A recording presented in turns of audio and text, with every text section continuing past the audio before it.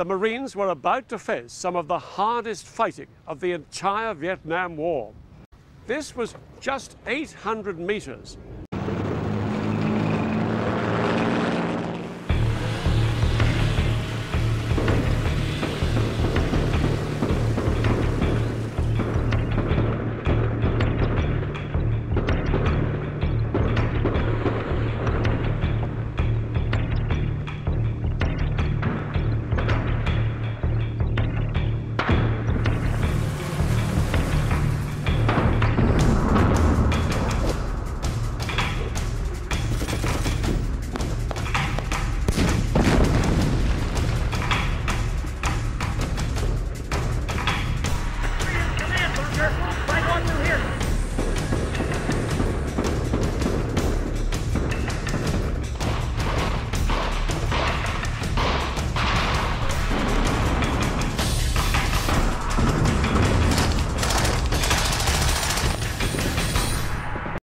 To make matters worse, the US High Command had banned the use of heavy artillery and airstrikes in Hue. This historic city was not to be destroyed. The Marines were on their own. Without this support and in the face of fierce opposition, progress was painfully slow. It took the Marines half a day just to get from here to there.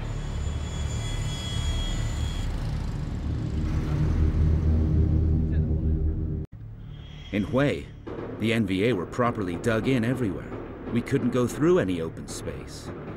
We had to find a completely new way of fighting. As the Marines in Hue were quickly discovering, it's a lot harder to retake a city than it is to defend it, especially if each house has been turned into a fortress.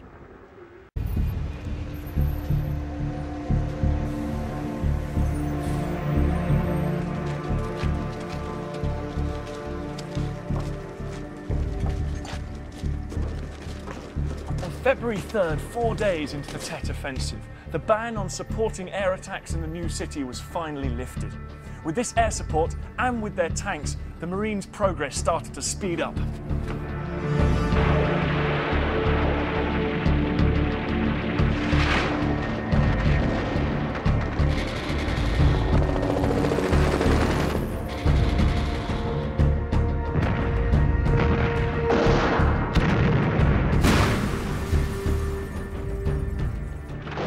We tried our best to avoid malicious damage.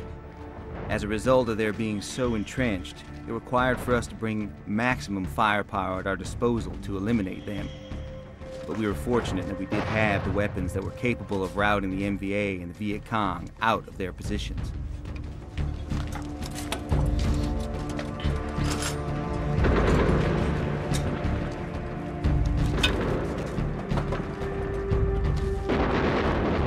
Three days later, the Marines finally secured the local government building.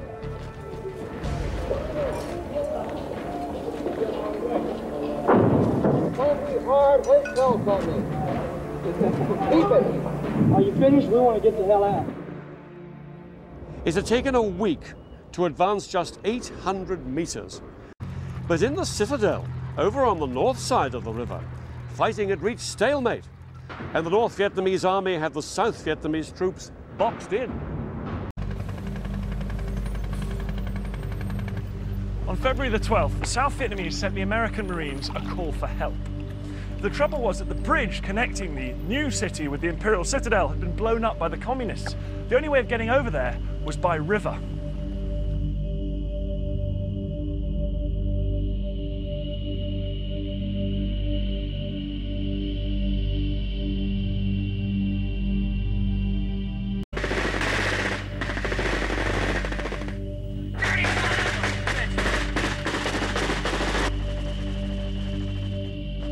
The only way to help the South Vietnamese and win the battle for Hue was for the Marines to get into the old city.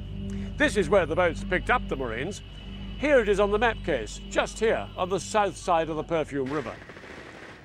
They were ferried up the river, round here, to the northeast corner of the citadel, where the South Vietnamese forces were trapped. Men and supplies were offloaded near one of the gates and rushed in to reinforce the South Vietnamese inside. The Marines now had to fight not just in the more densely packed streets of the citadel, but against an enemy protected by bunkers and battlements on walls several meters thick. The North Vietnamese were scattered throughout the city and heavily entrenched on the eastern side of the citadel and on the walls of the imperial palace itself. The South Vietnamese had tried but failed to push back their enemy. It was now up to the Marines. Their plan was to push south, down the narrow streets held by the North Vietnamese army, towards the Tong Tu Gate, where they had been ambushed 2 long weeks before.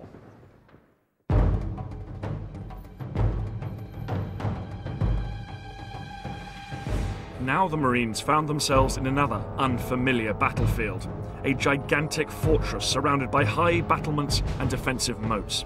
In fact, this citadel was such a unique landmark that, unlike in the new city, the South Vietnamese still wouldn't allow the Americans to bomb it. In some places, these historic walls are up to 100 feet thick. This new environment presented the Marines with some difficult choices. They could either stay down there in that tight warren of streets fighting house to house, or they could come up here onto the walls where there was far greater mobility, but they would be totally exposed.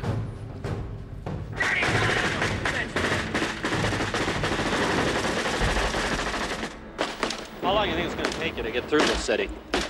We'll be here in a few weeks anyway, cleaning it out. It'll take a little while to get it out of here. You lost any friends?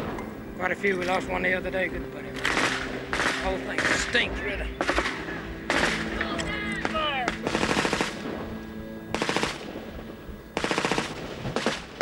General Giap's men knew that for every day the communist flag flew over this sacred city, it sent out powerful propaganda messages to the Vietnamese people and, even more significantly, to America.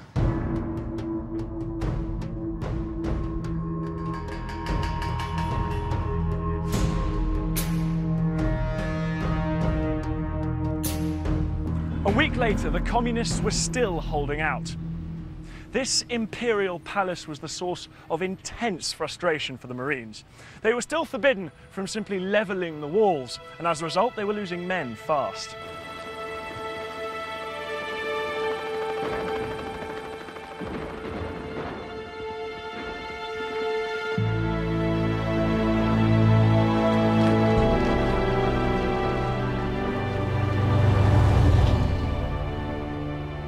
You had this utter devastation all around you. You had this horrible smell. I mean, you just cannot describe the smell of death, especially when you're looking at it a couple of weeks along.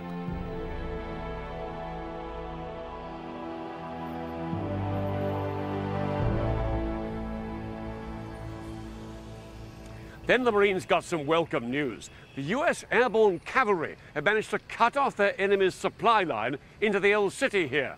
And on top of this, the South Vietnamese had given permission for airstrikes on the citadel.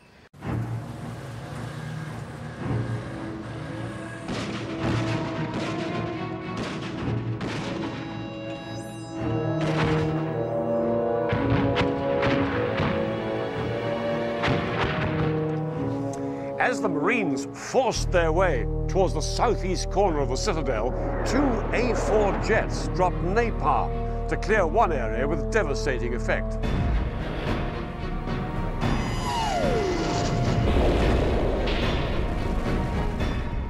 Now able to use every weapon in their armory, the Marines in the citadel put all they had into breaking the hold of the North Vietnamese army on the imperial palace.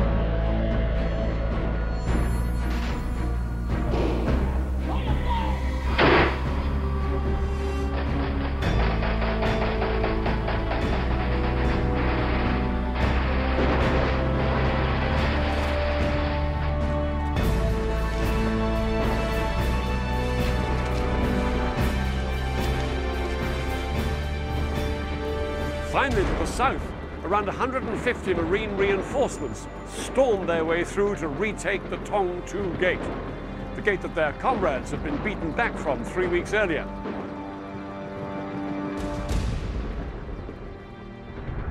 After nearly a month of heavy fighting, the Imperial Palace was retaken and the city was back under South Vietnamese control. The battle for Hue was effectively over. Ho Chi Minh and General Giap's Tet Offensive had failed. They'd failed to prompt a general uprising of the people of South Vietnam. They'd failed to defeat the American and South Vietnamese in battle. Of all the 100 or so towns and cities they'd attacked, they hadn't held on to even one. And now the Viet Cong was effectively wiped out as a viable fighting force. Westmoreland had triumphed, or so he thought.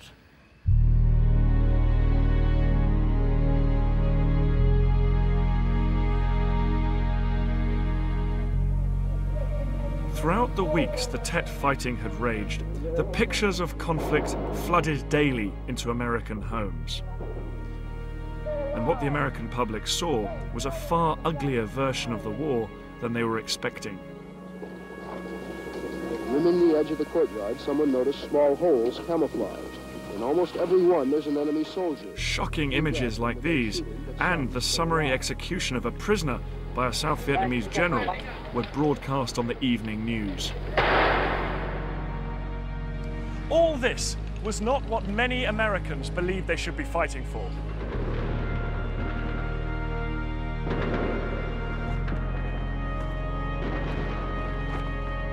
But perhaps the final blow was that the television and newspaper images suggested that President Johnson and General Westmoreland had got it wrong. The Tet Offensive appeared to show the communists were a lot stronger than the American people had been told. The end of the war seemed even further off than ever.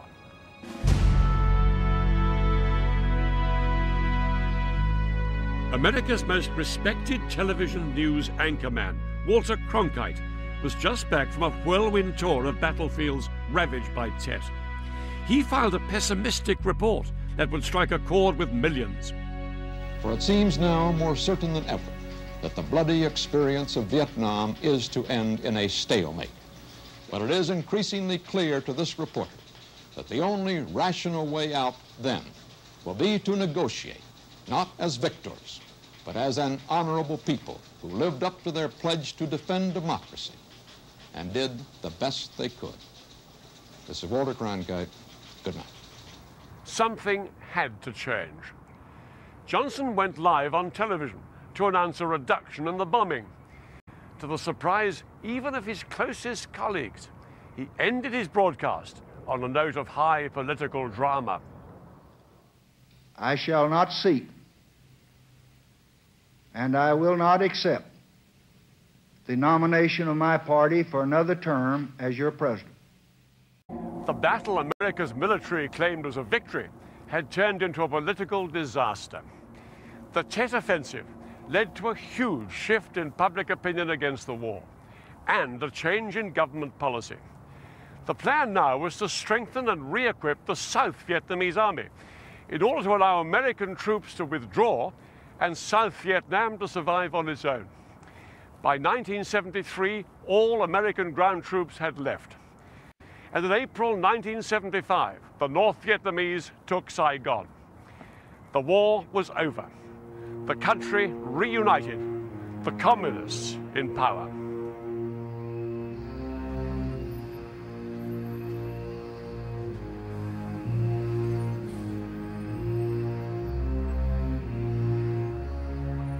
Over 1 million Vietnamese people died during the Vietnam War.